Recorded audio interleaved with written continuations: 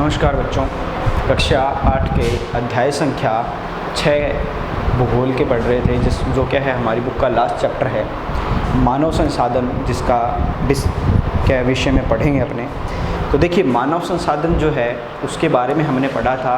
उसका जो एक पॉइंट था, जनसंख्या वितरण अलग अलग जगह पर अलग अलग प्रकार की होती है, उस चीज़ के बारे में हमने पढ़ा था। अब देखिए कि जनसंख्या वितरण अलग अलग जगह पर अलग अलग पाई जाती है। कहीं सघन जनसंख्या है, कहीं पर विरल प्रकार की जनसंख्या है, लेकिन उसके पीछे का जो कारण है उसके बारे में अपने अभी क्या है डिस्कस करते हैं कि जनसंख्या वितरण को प्रभावित करने वाले कारक कौन कौन से हैं। जनसंख्या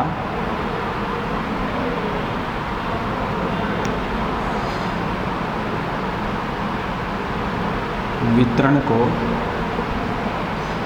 प्रभावित करने वाले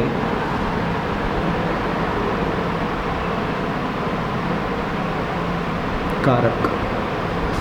देखिए, जनसंख्या वितरण को प्रभावित करने वाले कारकों में पिछली वीडियो में हमने क्या है उसके 3 भाग देखे थे। एक तो था भौगोलिक कारक,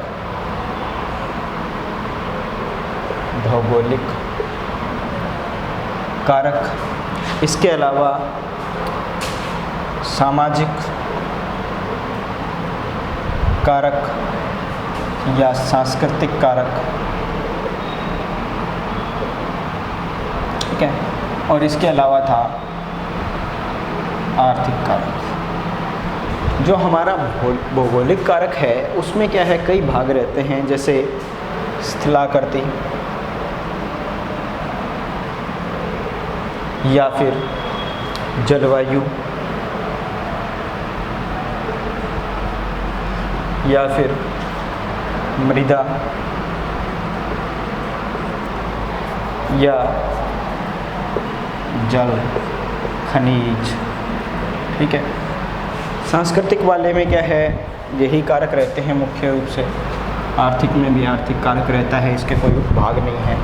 स्थलाकृति के बारे में पढ़ा था कि हमने अगर समतल जगह होगी, अच्छी रहने लायक जगह होती है समतल, तो वहीं पर लोग क्या है रहना ज़्यादा पसंद करते हैं बजाय पहाड़ों के, या जो रेगिस्तान का क्षेत्र है वहाँ पर रहना लोग क्या है कम पसंद करते हैं। और मैदानी जो क्षेत्र होता है वहाँ पर लोग ज़्यादा रहना पसंद करते हैं। वहीं पर अपने जो दूसरा पार्ट है उसमें देखा था कि इसमें तो बताया गया था कि गंगा के मैदान में क्या है सबसे सघन बसा हुआ क्षेत्र है, सघन बसा क्षेत्र है गंगा का मैदान विश्व में, क्योंकि वह क्या है सारी सुविधाओं वाला क्षेत्र है, इसीलिए वहाँ पर क्या है सबसे ज़्यादा संख्या में लोग बसते हैं, ठीक है। क्योंकि नॉर्मल सी बात है, हमने पढ़ा था कि अगर स्थलाकृति रहने लायक होगी तो वहीं ज़्यादा लोग रहेंगे। जलवायु क्या है सम जलवायु वाले क्षेत्र में, यानी जहाँ जलवायु समान रहती है या सही प्रकार की जलवायु जहाँ होती है वहीं पर लोग रहते हैं। ज़्यादा कठोर जलवायु यानी ज़्यादा जहाँ ठंड पड़ती है या ज़्यादा जहाँ गर्मी होती है उस क्षेत्रों में क्या है ज़्यादातर लोग रहना पसंद नहीं करते हैं। तो सम जलवायु वाले क्षेत्र में ज़्यादातर लोग रहते हैं। नेक्स्ट जो हमारा पॉइंट है वह रहता है मृदा। अगर मृदा जो है वो उपजाऊ है, ठीक है, या सुदृढ़ मृदा है, सही रूप से बनी हुई मृदा है, तो ही लोग क्या है वहाँ पर रहना पसंद करेंगे। क्योंकि खेती क्या है नॉर्मली क्या है एक बड़े क्षेत्र या बड़ी जनसंख्या के भाग का क्या है मुख्य व्यवसाय है, तो मृदा बहुत इंपॉर्टेंट चीज़ है। इसके अलावा जहाँ क्या है जलोढ़ मिट्टी या नदियों के द्वारा मिट्टी लाकर मैदान बनाए जाते हैं, उस प्रकार के जलोढ़ मिट्टी वाले क्षेत्रों में लोग रहते हैं, क्योंकि मृदा भी क्या है अच्छी होनी ज़्यादा ज़रूरी है उसके बसाव के लिए। जल जहाँ पर्याप्त मात्रा में जल की उपलब्धता हो, मात्रा में जल की उपलब्धता हो, उसी क्षेत्र में क्या है ज़्यादातर लोग रहना पसंद करते हैं। नेक्स्ट हमारा पॉइंट है खनिज। अगर खनिज वाले क्षेत्र होते हैं तो लोगों को क्या है रोजगार मिलने का सुअवसर रहता है, इसके कारण उस प्रकार के क्षेत्रों में भी लोग रहना ज़्यादा पसंद करते हैं। तो हमारा जो पॉइंट था कि जनसंख्या का वितरण जो है, लोग अलग अलग जगह कम या ज़्यादा संख्या में रहते हैं, उसके पीछे जो रीजन थे उसमें जो भौगोलिक कारण है उसका यह पार्ट हमारा पूरा होता है। नेक्स्ट जो पार्ट रहता है आर्थिक कारक, तो लोग जो है वो औद्योगिक रोजगार तलाशते हैं, क्योंकि उनको क्या है कमाई के लिए अच्छी चीज़ें चाहिए होती हैं, ठीक है। और इसी के कारण क्या है ऐसे क्षेत्रों में रहना पसंद करते हैं जहां वो रोज़गार उनको अच्छे मिलता रहता है। जैसे भारत में मुंबई है, जापान में ओसाका है, ठीक है। तो इस प्रकार के क्षेत्रों में रहना लोग पसंद करते हैं, क्योंकि रोज़गार भी क्या है एक मनुष्य के लिए जो विशेष ज़रूरत वाली चीज़ें होती हैं उनमें से एक का भाग है। इसके अलावा सामाजिक या सांस्कृतिक जो पार्ट रहता है उसको देखते हैं, तो उसके अंतर्गत क्या है सांस्कृतिक भाग में धर्म या सांस्कृतिक महत्व वाले क्षेत्रों में लोग क्या है रहना ज़्यादा पसंद करते हैं, क्योंकि वहाँ उनकी क्या है सोच, धारणा, अवधारणा वगैरह मिलती रहती है। और सामाजिक यहाँ क्या है अच्छा आवास हो, अच्छा आवास, शिक्षा, ठीक है, या फिर रोजगार या स्वास्थ्य सुविधाएं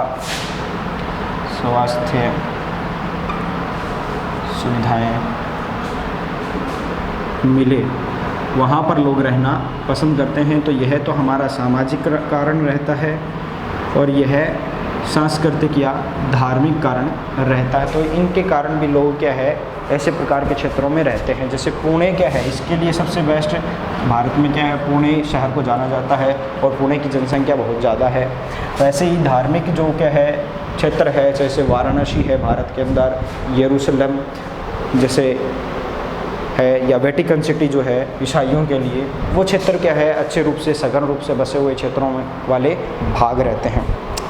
अभी जो नेक्स्ट पॉइंट है अपना वो है जनसंख्या परिवर्तन।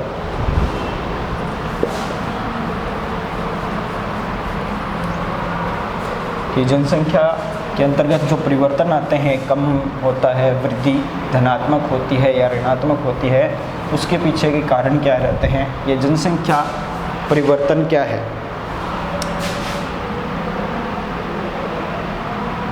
जनसंख्या परिवर्तन, जनसंख्या परिवर्तन के अंतर्गत क्या है कि एक निश्चित अवधि में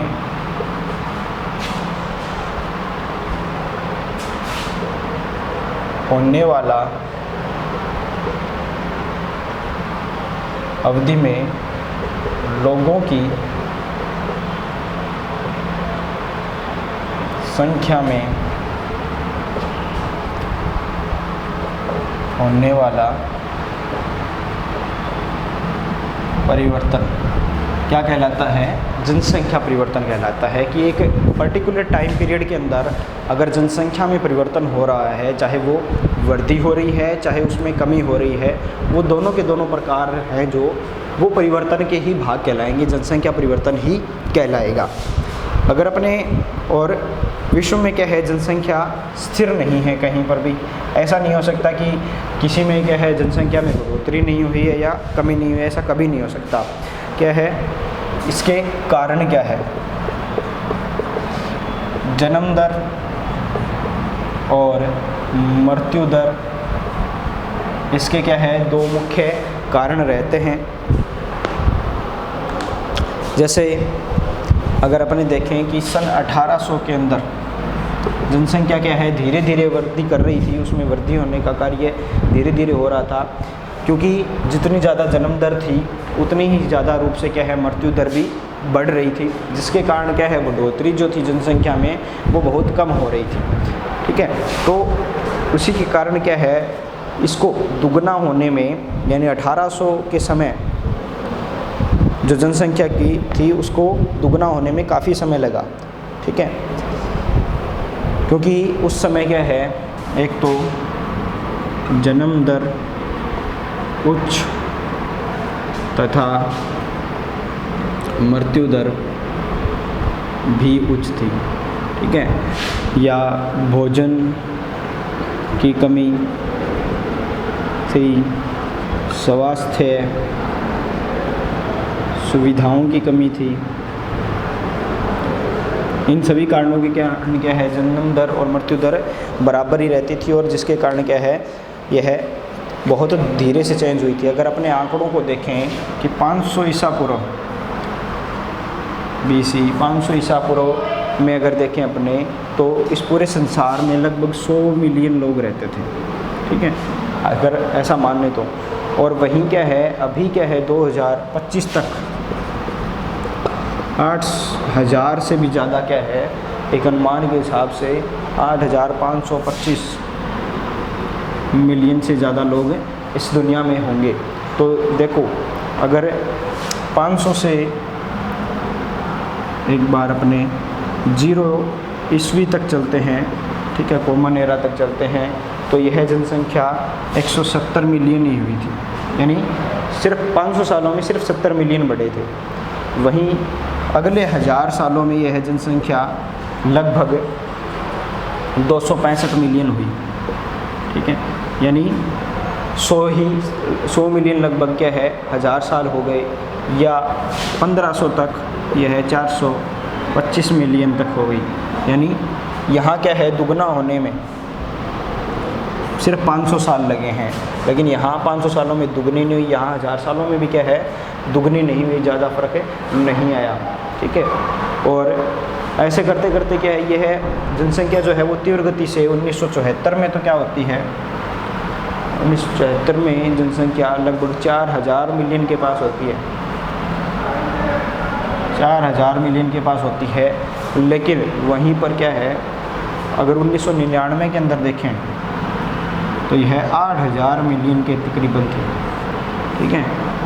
तो सिर्फ इतने ही सालों में, यानी 25 सालों में दुगनी हो जाती है ये, ठीक है। और वहीं क्या है, ये 500 सालों का समय लग गया, ये 1000 सालों का समय लग गया, तो भी यह दुगनी नहीं हो रही थी।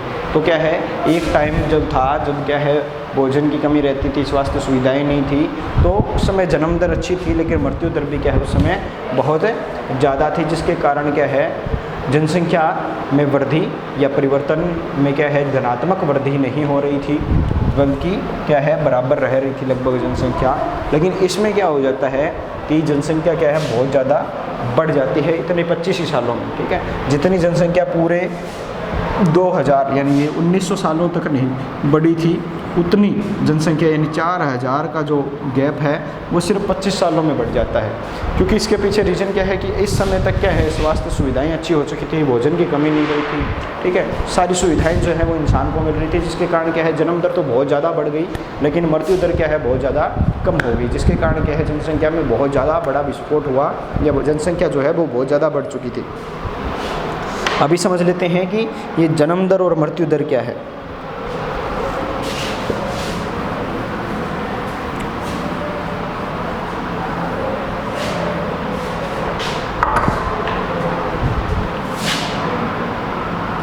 जन्म दर या मृत्यु दर, देखो जन्म दर का बारे में बताते हैं कि 1000 व्यक्तियों पर जिंदा 1000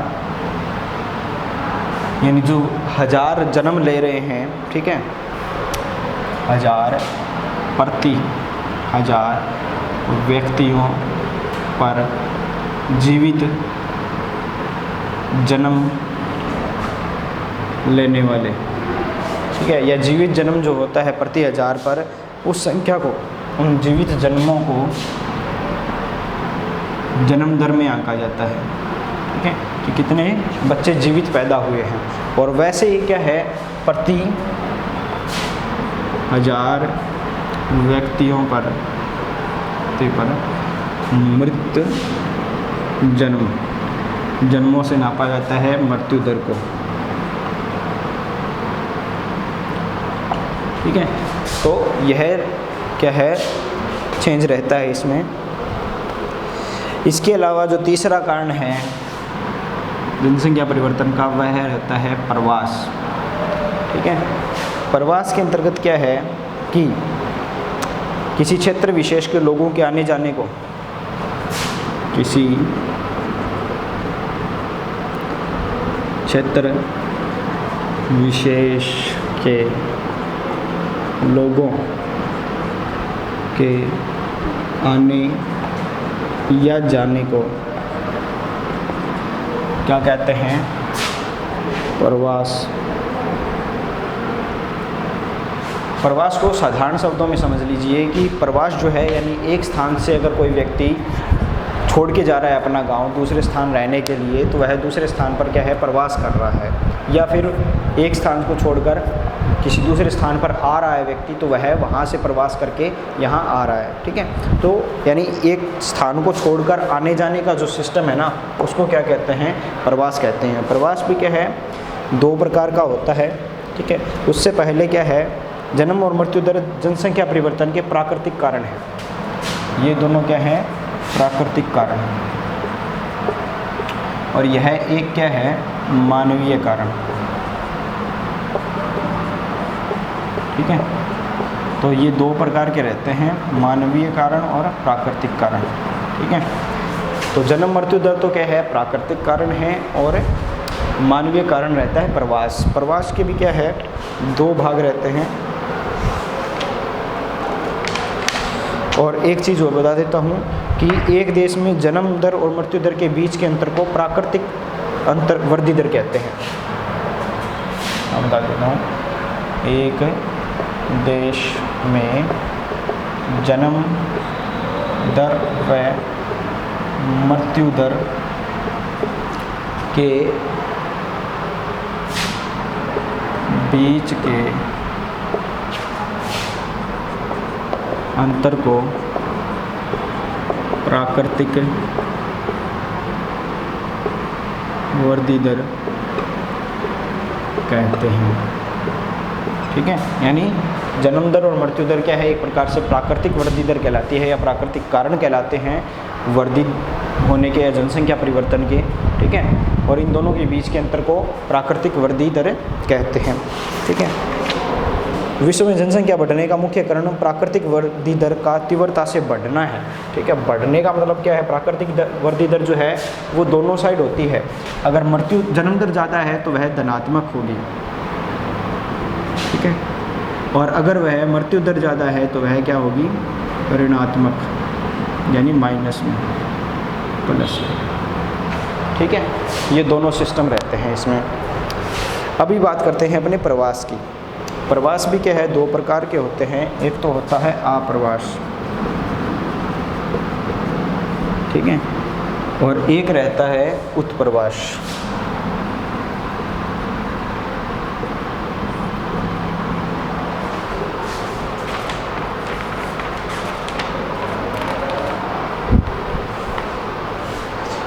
दोनों में क्या है? थोड़े थोड़े अंतर रहते हैं कि प्रवास भी क्या है? वैसे जनसंख्या परिवर्तन का एक अन्य कारण रहता है, जिसमें क्या है? जनसंख्या के आकार में परिवर्तन होता है, यानी जनसंख्या के बढ़ने और घटने में क्या है? परिवर्तन होता है। लोग एक देश में अथवा देशों के बीच एक स्थान से दूसरे स्थान पर जा सकते हैं। वे उत्प्रवासी वे लोग होते हैं जो देश को छोड़ते हैं, और आप्रवासी वे लोग होते हैं जो देश में आते हैं। ठीक है, यानी आप्रवास तो क्या होता है? जब एक व्यक्ति नए देश में जाता है, एक व्यक्ति जब किसी नए देश में जाता है तो वह तो कहलाता है आप्रवास। ठीक है, वहाँ का वह क्या है? आप्रवासी है। जिस देश में वह गया है उस देश का वह क्या कहलाएगा? आप्रवासी कहलाएगा। ठीक है, और उत्प्रवास होता है जब एक व्यक्ति एक देश को छोड़ता है। एक व्यक्ति जब किसी क्या है? देश को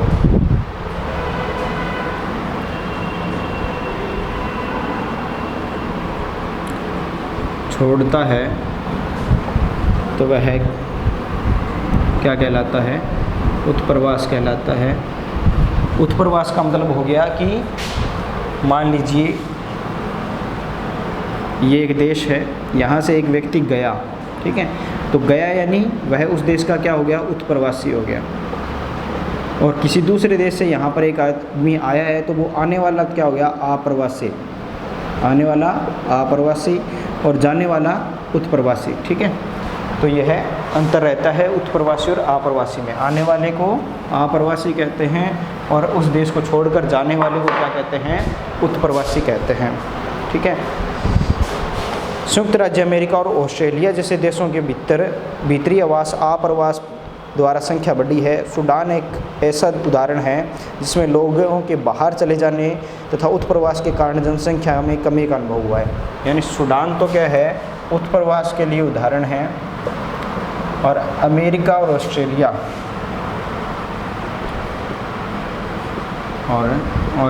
क्या है, आप्रवास का उदाहरण है। यानी इनके अंदर तो क्या है, आंतरिक प्रवास हुआ है, लोग आए हैं, और सूडान के लोग क्या हैं, उसको छोड़ के गए हैं, जिसके कारण यहाँ उत्प्रवास ज़्यादा हुआ है। क्योंकि लोग क्या है, अच्छे आर्थिक अवसरों की खोज में कम विकसित राष्ट्रों को छोड़कर अधिक विकसित राष्ट्रों में बसने के लिए चाहते हैं, और इसी के कारण क्या है, इस प्रकार के देशों में उत्प्रवास बढ़ता है, और जो विकसित देश होते हैं उनमें आप्रवास बढ़ता है, ठीक है। ये कुछ रीजन रहते हैं। या फिर क्या है, देशों के अंदर जो प्रवास होता है उसमें भी क्या है, सेम ही सिस्टम रहता है। राज्यों को छोड़ के गया है, उस राज्य का वह उत्प्रवासी हो गया, जिस राज्य में वह गया है वहाँ का वह आप्रवासी हो गया। तो लोग क्या है, गाँव को छोड़कर शहरों में चले जाते हैं सुविधाओं के लिए, शिक्षा के लिए, रोजगार के लिए, बहुत से रीज़न रहते हैं, ठीक है। तो जैसे हमने वो जनसंख्या के जो क्या है, जनसंख्या के वितरण के प्रभावों वितरण के कारण पड़े थे, वही सारे कारण क्या है, प्रवास के पीछे भी रह सकते हैं। अगर कोई अच्छी जगह नहीं है, अच्छी सुविधाएं नहीं है, तो उनको छोड़कर लोग क्या है, दूसरी जगह पर जाकर बसना शुरू कर देते हैं, ठीक है। नेक्स्ट पॉइंट है अपना जनसंख्या परिवर्तन के प्रतिरूप।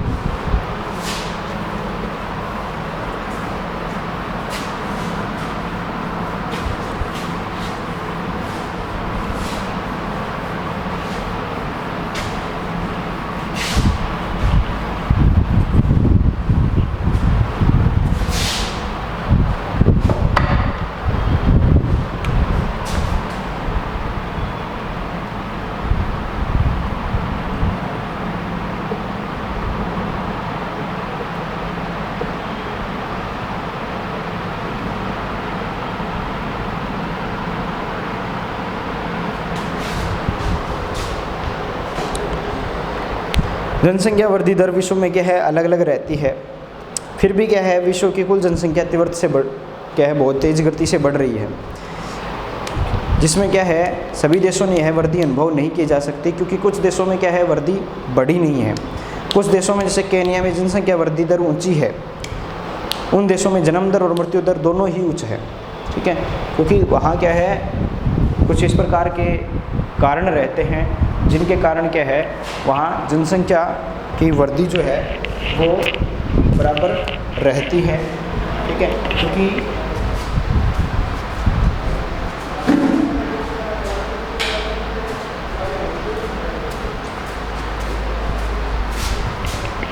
क्या रहता है कि जो जन्म दर है या मृत्यु दर है वो लगभग समान रहती है वहाँ पर, कभी बढ़ती है कभी घटती है, ठीक है। क्योंकि सही सुविधाएं वहाँ अभी तक नहीं पहुँच पाई है, स्वास्थ्य सेवाओं में सुधार नहीं हुआ है, जिसके कारण मृत्यु दर क्या है, वहाँ बढ़ती रही है। लेकिन जहाँ पर क्या है, स्वास्थ्य सुविधाओं का सुधार हो चुका है, वहाँ क्या है, मृत्यु दर कम हो चुकी है और जन्म दर क्या है, बढ़ी भी है, जिसके कारण क्या है, जिसमें वृद्धि दर क्या है, बढ़ रही है। अन्य देशों में यूनाइटेड किंगडम में निम्न जन्म दर और मृत्यु दर भी क्या है के कारण जनसंख्या वृद्धि भी मंद है। यानी वहाँ क्या है, केन्या का जो हमने पढ़ा है, केन्या में क्या है, जन्म दर तो बढ़ रही है, जन्म दर तो क्या हो रही है, बढ़ रही है, क्योंकि वहाँ क्या है, लगातार जनसंख्या में वृद्धि जन्म के कारण हो रही है, लेकिन मृत्यु दर जो है वह कम हो चुकी है, क्योंकि वहाँ स्वास्थ्य सुविधाएं अच्छी पहुँच गई हैं, ठीक है। लेकिन वहाँ शिक्षा नहीं पहुँची है, इसके कारण क्या है, लगातार जन्म दर में वृद्धि होती जा रही है। वहीं अगर अपने यूएसए की बात करें, अमेरिका की बात करें, तो वहाँ शिक्षा भी ज़्यादा है, स्वास्थ्य सुविधाएं भी अच्छी हैं, ठीक ठीक है। तो जिसके कारण क्या है, जन्म दर और मृत्यु दर दोनों ही क्या है, बराबर है, जिसके कारण क्या है, जनसंख्या वृद्धि दर जो है वह मंद है और केन्या में क्या है, तीव्र है। ठीक है, तो वह कई कारण रहते हैं इसके पीछे। उसके बाद जो हमारा पॉइंट आता है वह है जनसंख्या संगठन।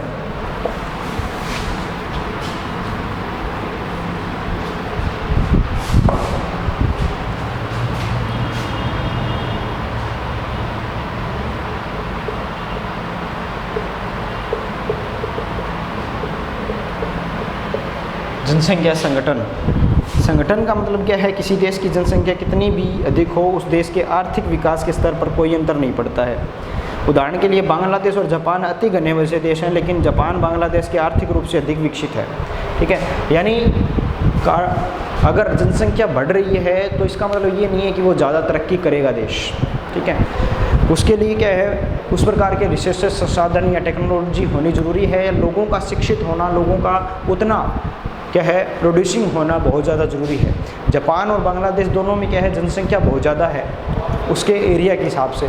ठीक है, तो दोनों में ही, लेकिन क्या है, जापान बहुत ज़्यादा तीव्र गति से प्रगति कर रहा है और वहीं बांग्लादेश क्या है, गति नहीं कर पा रहा है उतनी प्रकार से, क्योंकि जनसंख्या बढ़ना क्या है, किसी के विकास का सूचकांक नहीं हो सकता, बल्कि उस जनसंख्या का क्या है, संगठन सही होना चाहिए। उसमें शिक्षा, उसमें सारी सुविधाएँ होनी चाहिए। शिक्षा इस प्रकार की होनी चाहिए कि लोग क्या है, एक प्रकार से अच्छे नागरिक बनकर क्या है, कुछ प्रोड्यूस करे, देश के लिए कुछ बनाए, जिसके कारण देश को क्या है, फ़ायदा हो। ठीक है, तो जनसंख्या बढ़ना क्या है, उसके विकसित होने का कारण नहीं हो सकता है। एक संसाधन के रूप में लोगों की भूमिका को समझने के लिए हमें उनके गुणों के बारे में जानना आवश्यक है।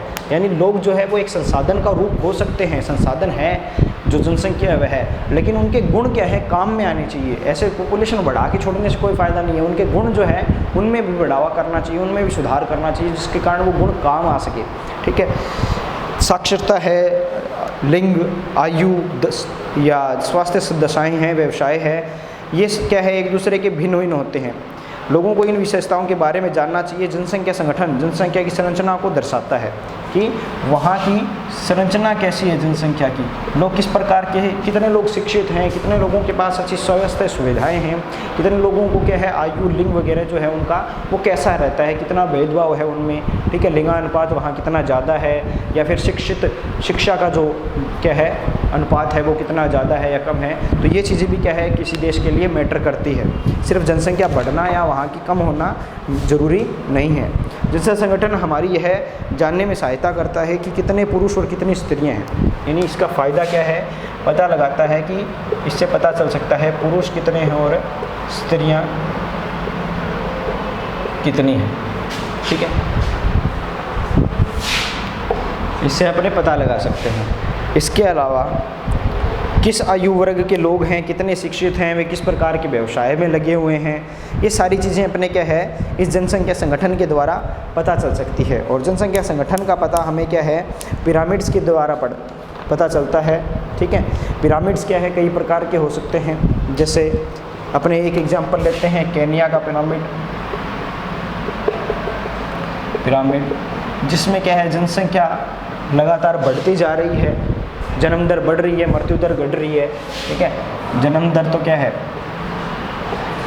प्लस हो रही है, मृत्यु दर कम होती जा रही है, जिसके कारण जो उनका पिरामिड बनेगा संगठन का, वह क्या है, नीचे से तो बहुत ज़्यादा और ऊपर तक क्या कम होता जाएगा। ठीक है, उसका पिरामिड इस प्रकार से शंकुआकार बनेगा, क्योंकि लोग क्या है, प्रोडक्टिव नहीं बन रहे हैं, और जो छोटे बच्चे हैं वो तो क्या है, आश्रित लोगों में आ जाते हैं, बूढ़े लोग हैं वो भी आश्रित में आ जाते हैं। तो जो रिड्यूसिंग एज होती है, मिड एज होती है, वो वहाँ पर अच्छी नहीं है। तो बाकी के एग्जाम्पल जो हैं वो नेक्स्ट वीडियो में देखेंगे। धन्यवाद। लेकिन क्या है, इसमें थोड़ा समझा देता हूँ मैं इसके अलावा कि आश्रित लोगों की संख्या वहाँ पर क्या है, ज़्यादा होती जा रही है, क्योंकि बच्चे भी ज़्यादा हैं वहाँ पर और बूढ़े क्या हैं, कम हैं, लेकिन बच्चे बहुत ज़्यादा हैं, जिसके कारण वो भी आश्रित वर्ग में आते हैं। और जहाँ मृत्यु दर कम हो या युवा आयु वर्ग जो है वो भी प्रौढ़ावस्था में हो या